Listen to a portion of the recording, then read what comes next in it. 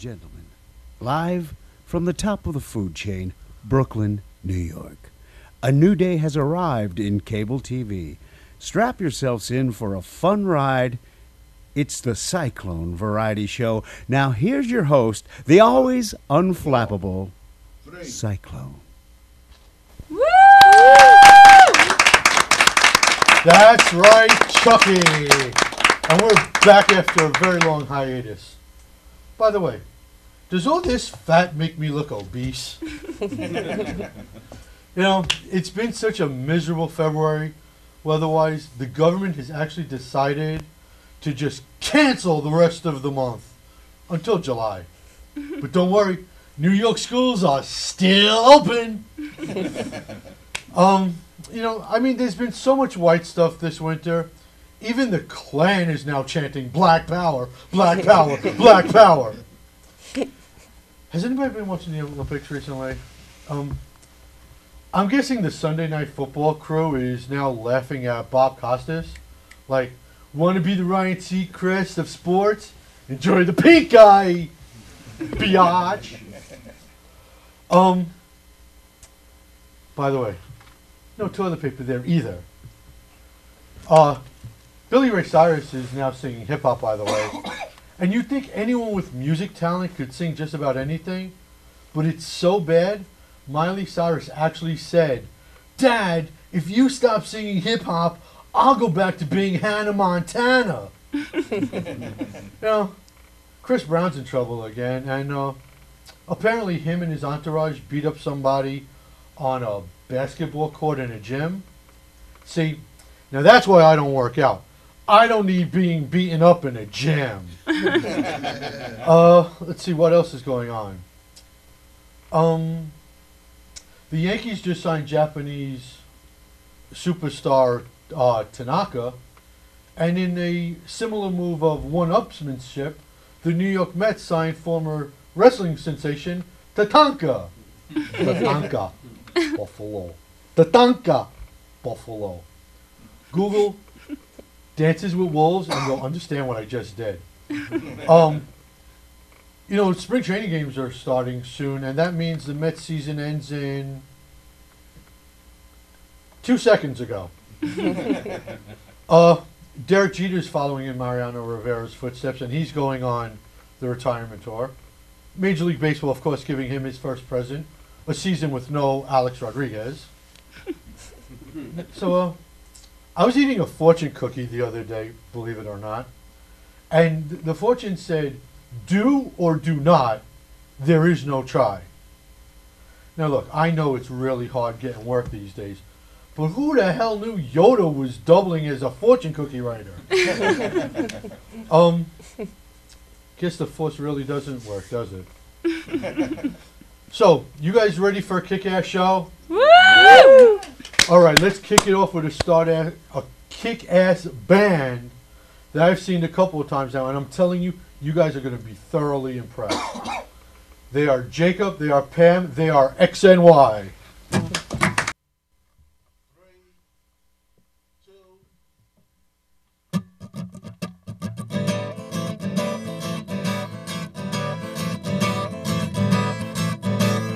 Set me on fire, my lover and I had a hard few nights getting used to the bite of a shotgun now. Got a switchblade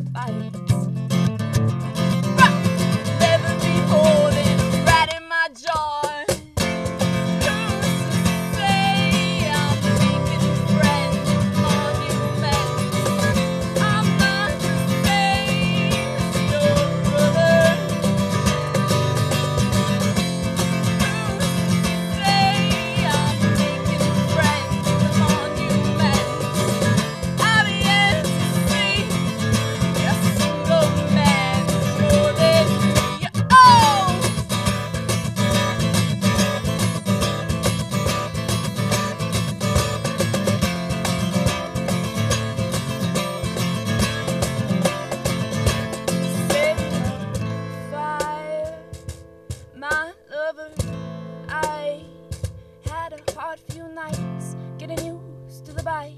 I'm a shark now. Set me on fire. Set me on fire. Ooh.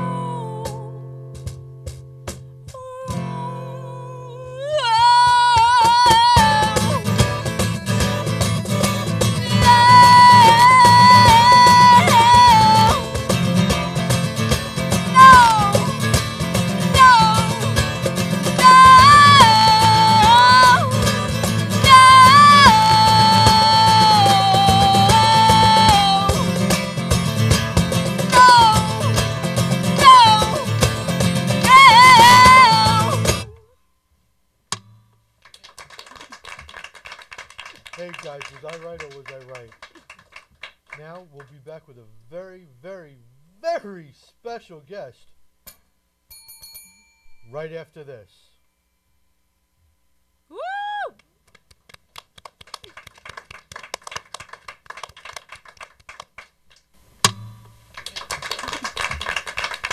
Hey guys, was I right or was I right? Now we'll be back with a very, very, very special guest right after this.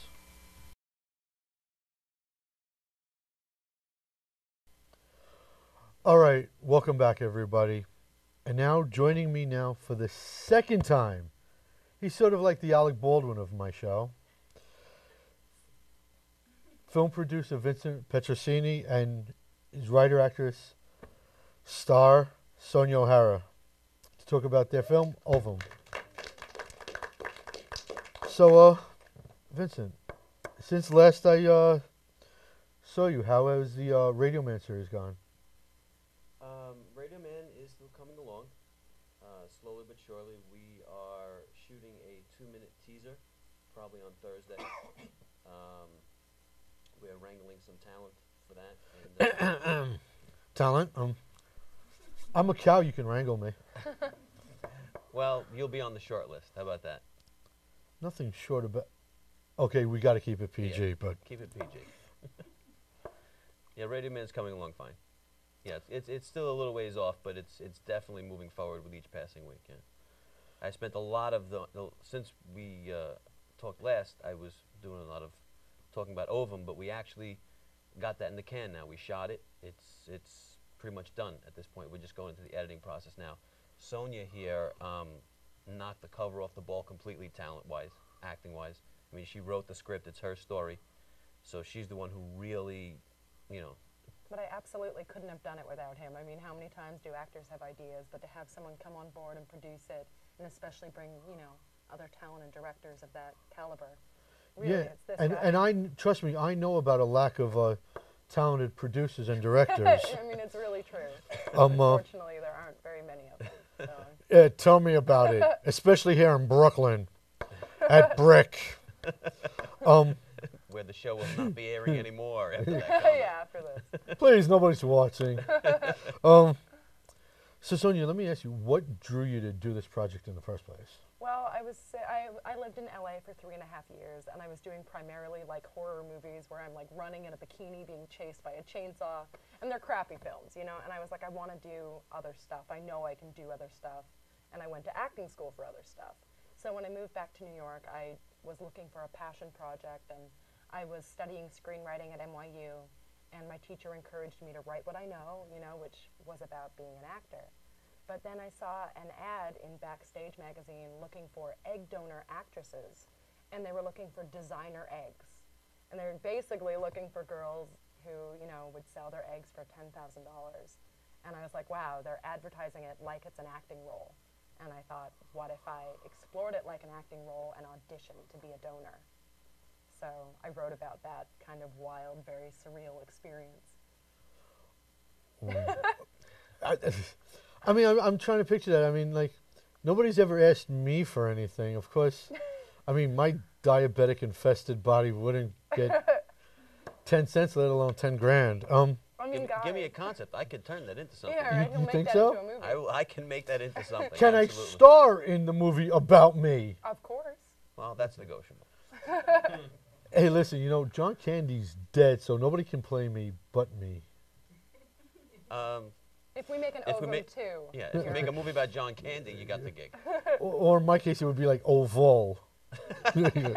Or, That's awesome. no, being a screenwriter and act, I mean, that's two heavy things. And to do them on the same project, I mean, that can't be easy for you personally. So why not, like, just, not pawn it off, in a sense, but just let someone else, handle the screenwriting? I mean, I ended up hiring a director because people were like, do you want to act in it and write it and direct it? And I think that's just too many hats for me anyway at this point in my career. So we needed someone who was objective. So we hired our director, Matt Ott, who is just a really sensible person. So there were times on set that I'd be trying to produce and act and do too many things. And he'd be like, look, just be in the scene. And sometimes that's really what you need, especially when you're doing these like really dark, intense, Yeah, scenes, like there the was some surgery intense scenes. There were some They're intense really- moments that we shot. Yeah. So we needed someone to be like, just be an actor. By the way, being from Nova Scotia, I would like to Yes. personally thank you for all this crappy weather we've had this winter. I blame Nova Scotia for everything. It's kind of just Although, a theme in my although life. being a fat Jew, I do like your locks. We didn't get to have it growing up. Like all of the salmon was sent to New York. I didn't know what loss I'm sorry, was until I never mind. moved here, so it's Never very mind. tragic. I'm sorry, it's, Yeah. you know, It all goes back to food, doesn't it, Cyclone? yeah.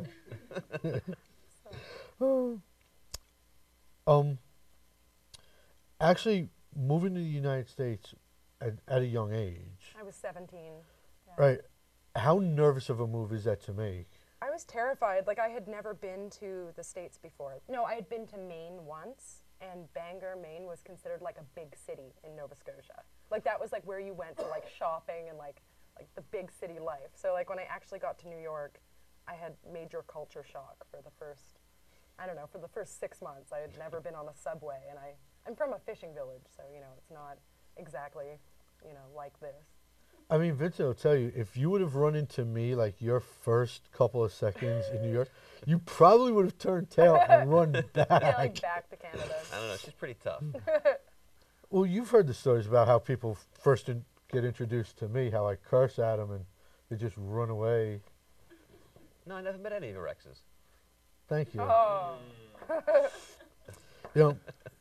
Well, anyways, well, once Ovum was named a finalist for the Trailer Cash competition, how much of an ego boost is that? Because for me, I mean, it would have blown up my head bigger than my gut.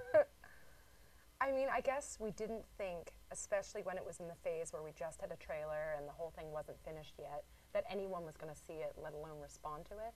So once we started to be able to attract like actors like Hassan Johnson from The Wire, we were like, okay, maybe this film will be seen, and maybe it will, get out there. I just thought it was just going to be a little passion project that might never really see the light of day. Like you never know when you're writing something, I wasn't going to have any of that, though. Yeah, no, Vinny was like, people will see it. This is good enough to be seen. Now, when you started writing it, I know you had your original thoughts about it, but did it take like a couple of turns and changes? Oh my gosh, yes. I mean, draft 1 was so different than draft like 12 or 13. Like in the beginning, I wanted it to go much darker, and I had her in the end of the film, just kind of giving up on New York and getting on a Greyhound bus and going to LA. And then I started getting feedback. They're like, oh, make it more like Juno. What would Diablo Cody write? And I had a lot of that sort of thing before I found our director, who was like, you need to embrace what you care about and tell that story. So that was really reassuring. Mm-hmm. Now, before Ovum, what would you say would be the project that you were most proud of? I did a film in 2009 called Norman Normal, and I got to go to the Cannes Film Festival with it, which was really exciting because I'd never been to Europe. And I played a really bratty, like, teenage character. And yeah, so that was probably my favorite thing. And I do a lot of theater as well, so I keep on going back to that. By the way, just out of curiosity, you, me, and these four walls, do you think Canada would be willing to trade Tom Ford for Justin Bieber? I think we'd do anything to not have Justin Bieber back. Like, I mean, I'm just speaking personally. I'm sure, he's Well, lovely. now he's a potential felon. Yeah, after like the whole DUI thing, I don't think Canada would even take him back. He's all yours. I mean, he has an arm like a good third baseman for the Yankees. He was egging his neighbor's house. I mean, No? Steinbrenner's, if you need a third baseman for this year, Justin Bieber. Well, he could Right. definitely sell out some seats, I'm sure. Absolutely. You know? What do you like better, film or stage? Oh, yeah, film or stage. I think I'm falling more in love with film. Like, I think the stage is a director's medium, but with film, I feel like as an actor, I'm getting to play such diverse roles and getting to, I don't know, I think I'm really in love with the whole indie film scene. Like, our goal is for it to go to, you know, Sundance, and I just think that, like, art film is really my first love. Yeah. It's not exactly always a cut and dry, easy question because they are completely different and they do offer huge rewards in their own right. It's a matter of what your concept is, what your project is, where your heart is at the moment to find out which medium it best fits. Right. See, like for me, I was lucky enough to do one off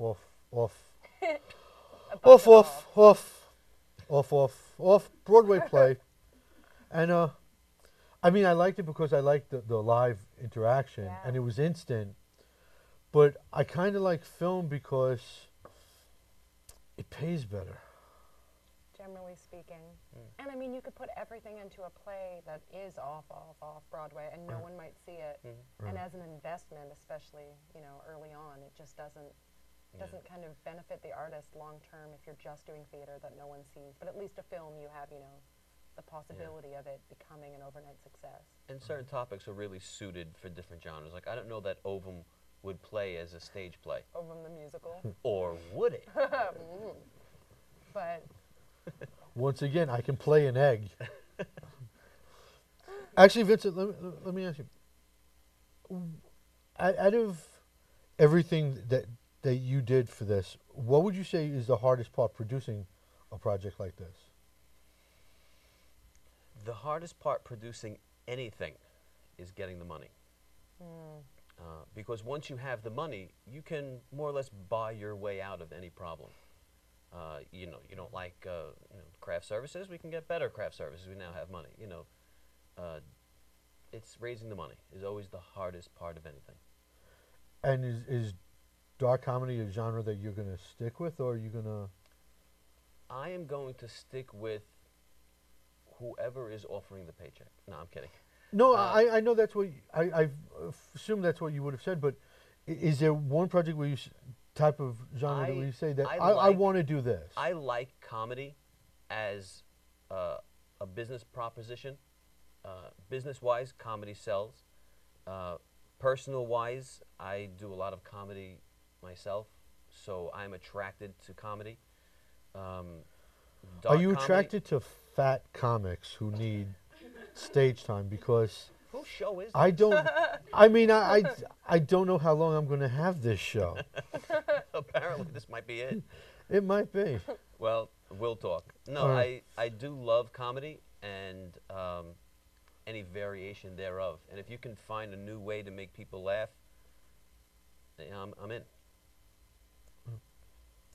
Now, I want to get this quote correct. I don't want to fumble it, okay? Oh, God.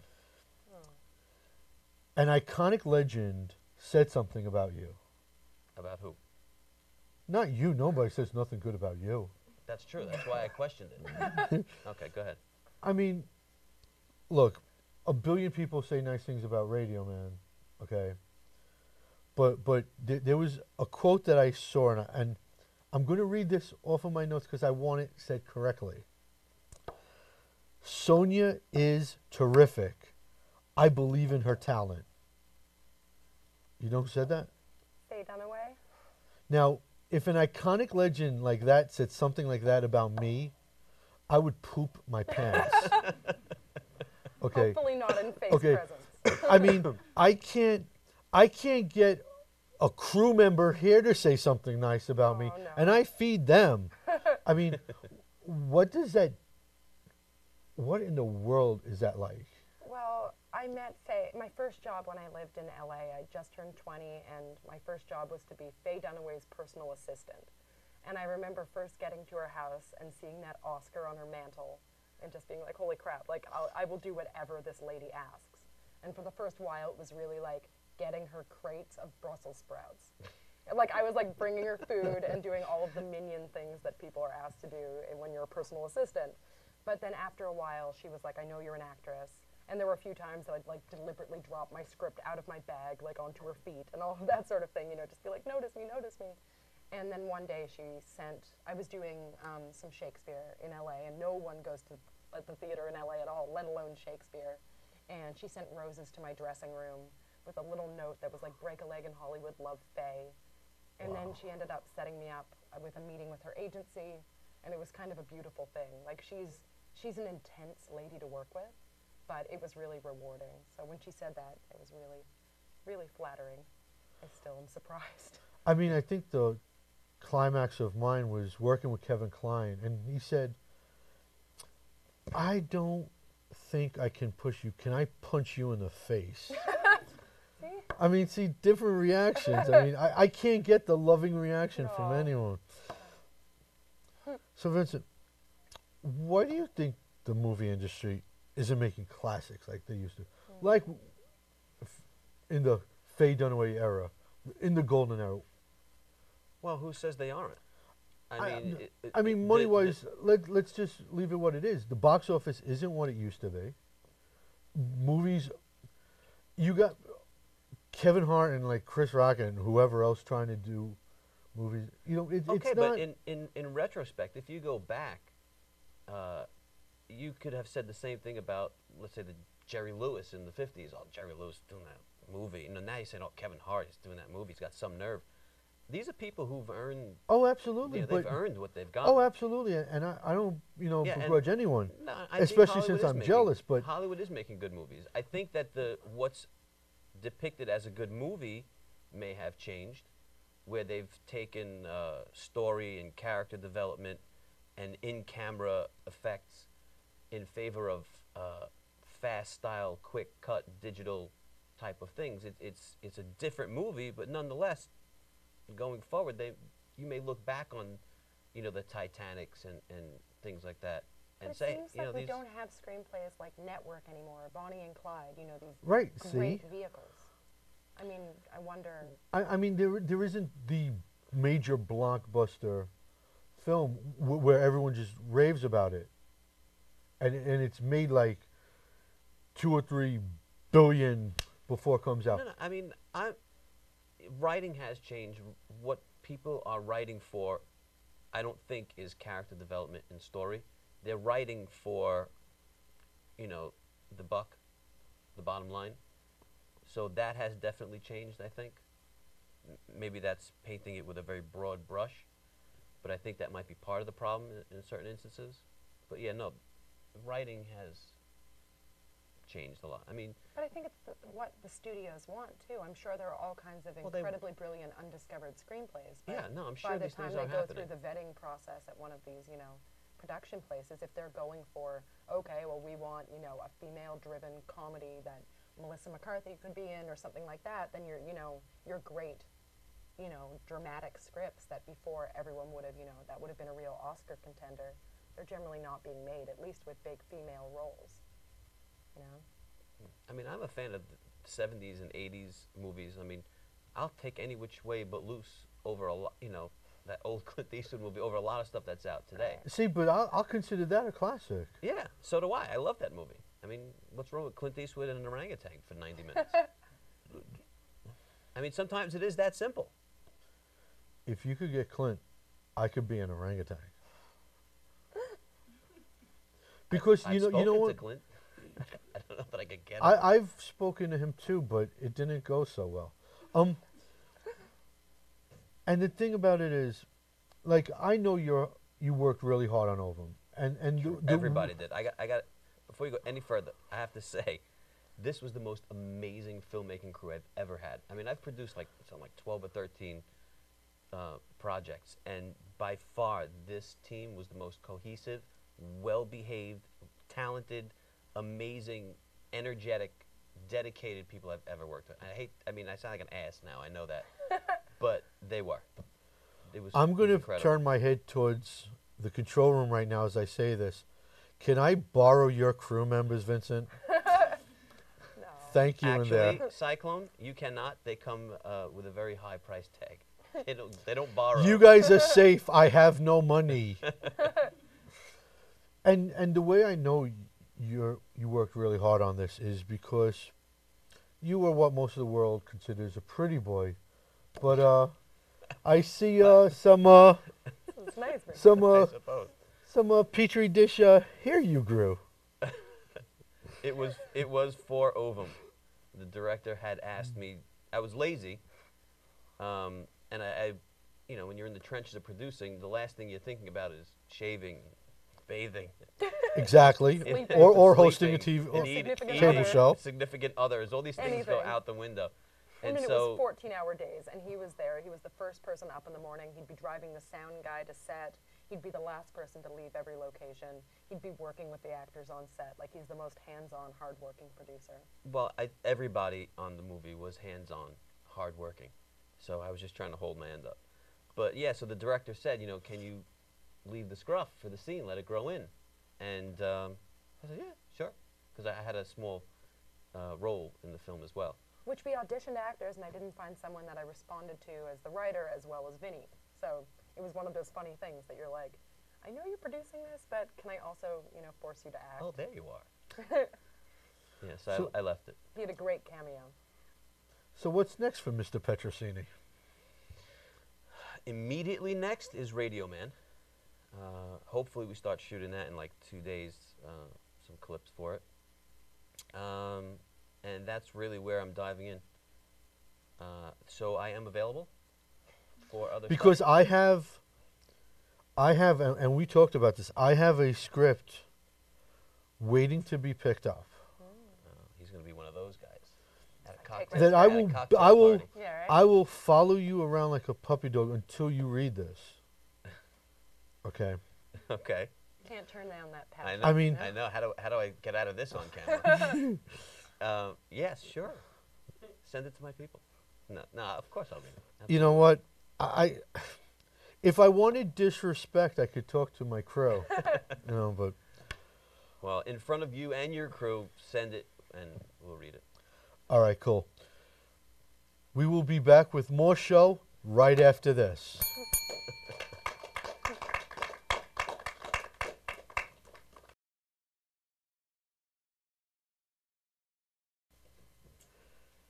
Hey, and welcome back to our fantastic, fantastic show. Petrosini and O'Hara, I'm telling you, watch out for Ovum. And now, very, very funny comic, Mr. Joel Rodriguez. Thank you. Good afternoon. My name is Joel Rodriguez, and I'm here to tell jokes for 5 minutes. 5. I have a 5-year-old son. I guess that relates. Anybody have kids? None of y'all? I've noticed kids, when kids are in that age, they have like a real involuntary jerk quality about them. No, like they're really innocent, so they think everything is cool and they can just say whatever they want, like no matter what the repercussions are, even if it hurts you. I was going to Toys R Us with him one time, and he stops and he goes, "Daddy, you're getting fat. 1,000 fat." And we're going to Toys R Us. Toys R Us is like the strip club for 5-year-old boys.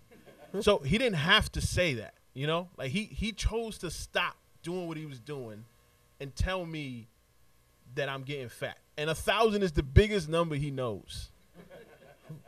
So when he thinks of me, he thinks of the biggest number he can think of when it comes to my girth. And he said it twice. Jerk. What a jerk. I've also learned that he's a lot better with the women than I am, too, especially when I'm walking with him. Women say some real inviting stuff to little kids, man. Have anybody noticed that? Like, if I'm walking with my son, a woman would, stop us, and she'd be like, "Oh, there goes my boyfriend, or there goes my man, or my sexy man," and she's talking to my son. She's not to, like, say that to me. Why don't you, What if I did that to your daughter? What if you had a 5-year-old daughter, and she's walking by, and I'm like, who's that? Damn. It's over, right? That's a massive double standard. I've learned I'm the creepy uncle in my family. By default. You know, like you know the saying, everybody has a creepy uncle in their family, right? There's always this one weird guy, right? My older brother has autism, and he's the most antisocial guy you'll ever meet. So by default, I'm the creepy uncle. And it hits you like damn, man, like why? like it hit like that. You know, one of the worst titles you can be, you're it, and you had no chance. You had no shot at not being it. It sucks, man. I thought I invented masturbation as a kid. I did, because nobody teaches you how to do it, right? I've never met anybody who was taught how to do that. And what I was gonna do is I was gonna use infomercials, kind of like Billy Mays, and teach people how to do it, and like kind of like get my way out the hood. I grew up in the South Bronx, and I was gonna try and build my way out of there by teaching people how to do that. But then you get to 6th or 7th grade, you know, and then they start joking about masturbation. I'm like, oh, these guys know about the business too. Should I consider a merger, or is there, you know, some type of competition here? What should we do? And then I was like, you know what? I'm completely forgetting the female demographic here. So what woman can I get down in this masturbation business with me? And the first woman I thought it was my mom. And now, my mom is really old school, you know, like my mom is this old world Puerto Rico, you know, that 3 o'clock dinner Puerto Rico, that bucket of water in your head to wash your clothes. Like my mom's neck is like Mike Tyson, like ain't all that water, like, you know. So when I ran the idea by her, man, it just didn't work. You know, I'm here, I'm telling jokes to 6 people in Brooklyn, so you know, you know, it didn't work. You know. Michael Sam, the college football player, he came out, right? Anybody know? Yeah. That's interesting, man. I one thing I've noticed, whenever somebody comes out and you're surprised that he comes out, does anybody else get gay goggles? Am I the only one? Like, do you see their picture after they come out the closet and be like, damn, why didn't I know he was gay? He looks gay as hell now, right? Like, he didn't look gay people don't look gay until they come out. Once they come out, they're like, oh, okay, I did not know that. You know? All right, man. My name is Joel Rodriguez, all right? On Instagram, I'm Joe from Nowhere. Thank you very much, Brooklyn. You've been cool. Be good, y'all. Well, I hope you guys have your dancing shoes back on. I know I do. Once again, here is XNY.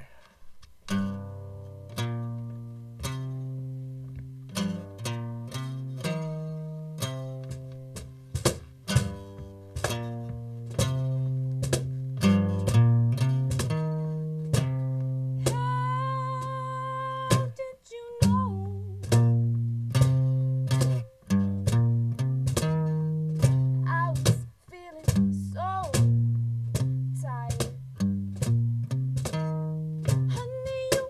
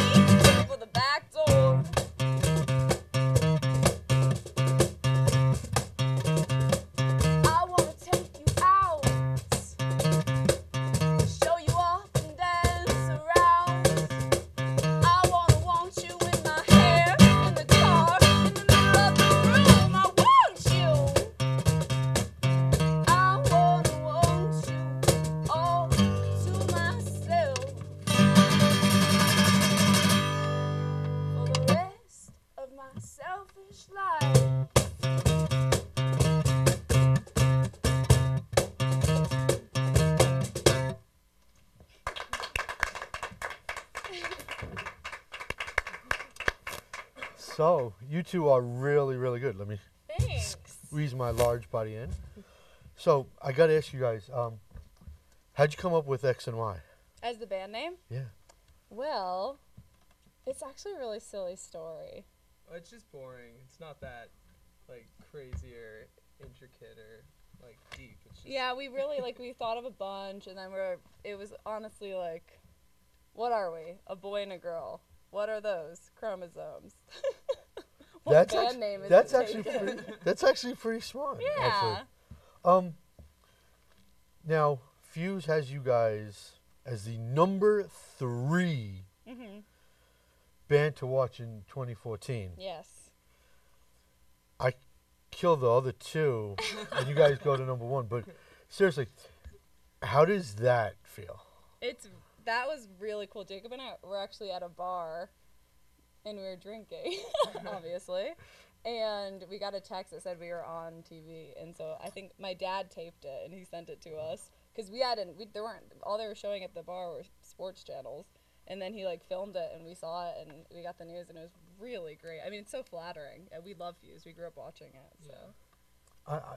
I don't know if you guys have been to the studio, but it's across the street from Madison Square Garden, and I haven't been lucky enough to be there either. I mean, they usually stop me at the door and won't let me in. But, yeah, that's where actually Fuse is. Musically, who would you guys say influences you? Oh, there's so many. Jacob he studied jazz for a while. We both grew up listening to a lot of rock music. I grew up listening to a lot of Bruce Springsteen and Janis Joplin. So those are, my 2 main influences. And then now we listen to a lot of, the White Stripes. Jack White, amazing guitar player. Oh, I'm so happy you didn't say Justin Bieber and stuff. Yeah. I've never heard a Justin Bieber song. Really? Yeah. Yeah, I know the. I'm really you are so excited about blessed. it. You are so blessed. I know the chorus to the Baby one, but that's it. Yeah. I think, just because I went to a department store one time. Now, you guys have one interesting thing over any other band, and that's that you guys started out separately, and now you guys are roommates. Yeah. Yeah. So when it comes to writing a song, if there's a disagreement, she wins, right? Yeah. I mean, that's normally the way. I'm just curious, I gotta ask. It would be wrong if I didn't, but she basically wins all the time, right? Most of the time, yeah. Yeah, all the time. You better say yes. Well, I want to say thank you guys Thank very you. much We've had a blast. for coming out. Maybe next time I'll much bring the success. full kit. Yeah. Yeah, absolutely. And maybe next time we'll be a little bit more professional around here. Crew. All right. That being said, here comes another very funny comedian, Mr. Mike Fox. Woo! I'd like to thank Cyclone for having me on the show tonight. No problem. Of course. I would like to take this moment, though, to address some serious business. I would like to recite an open letter that I've written to the Doritos people. Dear Doritos, why don't you put more Oreos in your Doritos? I keep having to get my mom to do it, and she's really sick. Maybe if you made them come that way, she wouldn't have to get out of bed so much, and maybe, just maybe, she would get better. I'm hoping for 60 million signatures on this. And for those paying attention, this takes the place of my last initiative, which was to take the term man overboard and replace it with ghost riding the boat. I watch a lot of Netflix because I don't have cable. Watching Netflix makes me feel like I live in a time warp. Because people come up to me and they'll be like, hey, Mike, did you see what happened on True Detective? And I'll be like, forget about True Detective. Do you see what's heating up on Jericho? Black Friday is my favorite holiday. It's a great American holiday. I like Black Friday because imagine explaining Black Friday to somebody who doesn't know what Black Friday is. They'd be like, Mike, what is Black Friday? And I'd be like, oh, well, it's a really big shopping day. And they'd be like, well, how big is it? And I'd say, people die! I ride the subway a lot because I got the money. But I don't like being part of all the creeps and all the crazies on the subway, so I read. I like to read romance novels on the subway especially. But I've been finding when I read my romance novels on the subway, sometimes I just blurt out things like, yeah, that must have felt great on his penis. I wish kids on the Xbox would stop asking me what grade I'm in. I hope my last words on this planet, last words that I'll ever utter, are, I'll kick anybody's ass in this room. I want to be respected for my looks. I'm finding that harder and harder because my hair seems to be packing up and retiring down south, especially to my Florida region. And I don't have the body I want.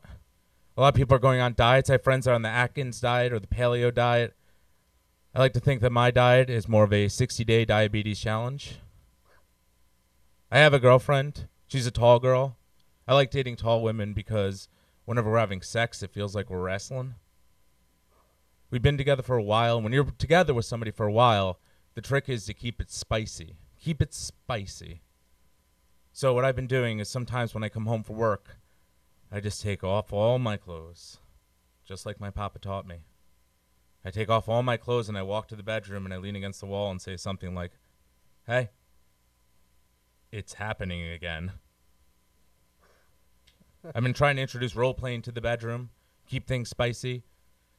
Some nights I'll be like, hey, tonight, baby, how about you pretend to be me and I'll pretend to be you? Other nights I'm like, tonight let's both be me.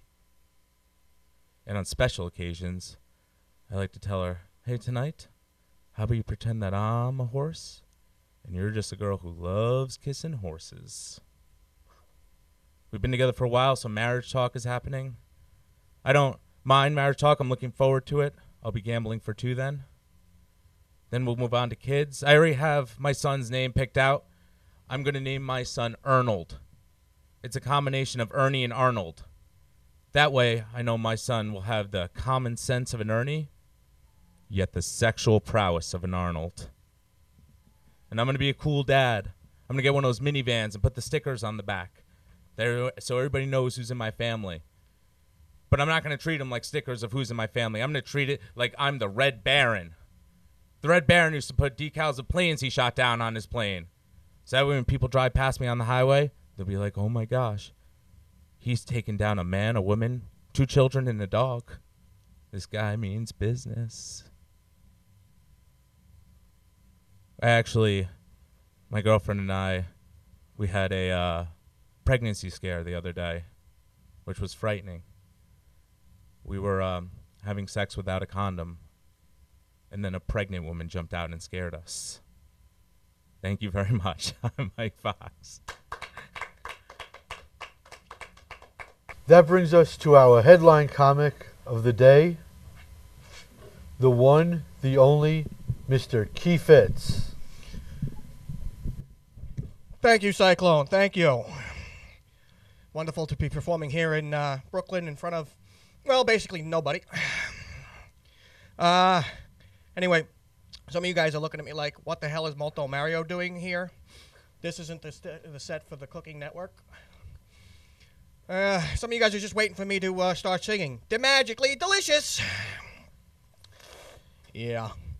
Well, I gotta say, it's 2014. I'm not happy about it, because this year I turned 45 years old. Every year around my birthday, my parents bust my chops. Key, when are you going to cut your hair? I keep telling them never, because when I get old enough, this becomes the ultimate comb-over. Somebody told me I look like Foghorn Leghorn like that. Yeah. I have things starting to go wrong with my body now that I'm in my 40s, not like when I was in my 20s.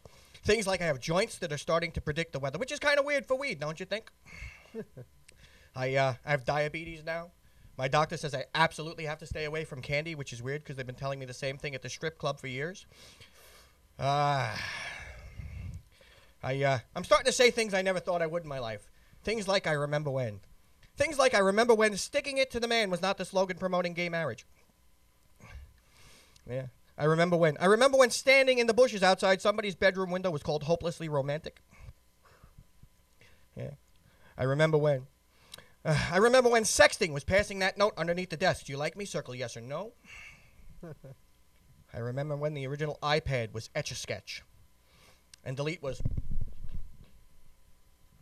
I felt bad for anyone with Parkinson's. Yeah. I also remember when...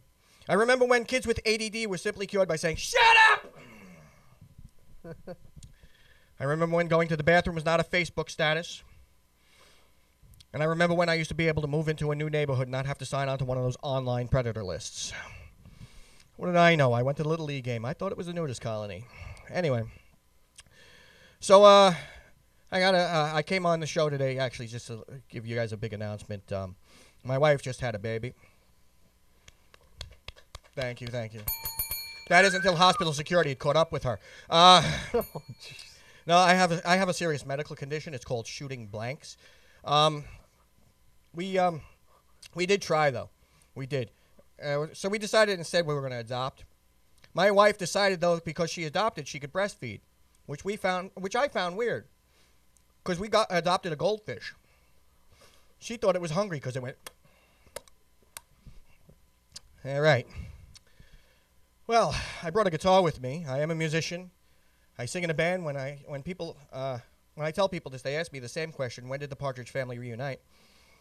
I look like Danny Partridge after he ate the other children. Was in a death metal band for diabetics we would call Death by Chocolate. And I don't know, I'd like to do a song for you guys, if I could possibly do that. Doing it with one microphone might be a little challenging, but we're going to do it anyway. We're going to do something a little less orthodox.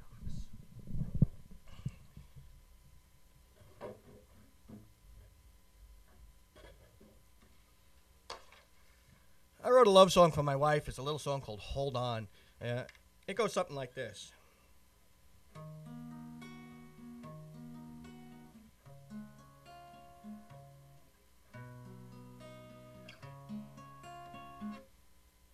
Hold on.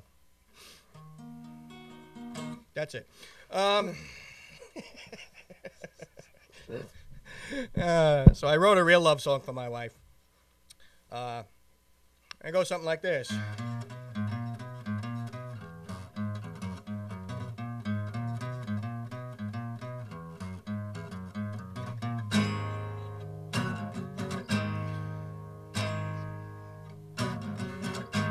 I'm at home completely wasted, out of work and down. There's my wife, she won't stop nagging, she won't shut her mouth. I don't know what she's saying, it's all blah, blah, blah, blah, blah. If she don't shut her trap, I'll stick an old sock in her mouth. Cause she's breaking my balls, breaking my balls, breaking my balls, breaking my balls, breaking my balls, breaking my balls, breaking my balls, breaking my balls. Cyclone, you got a lot of married people on this show? Or at least watching? Yep.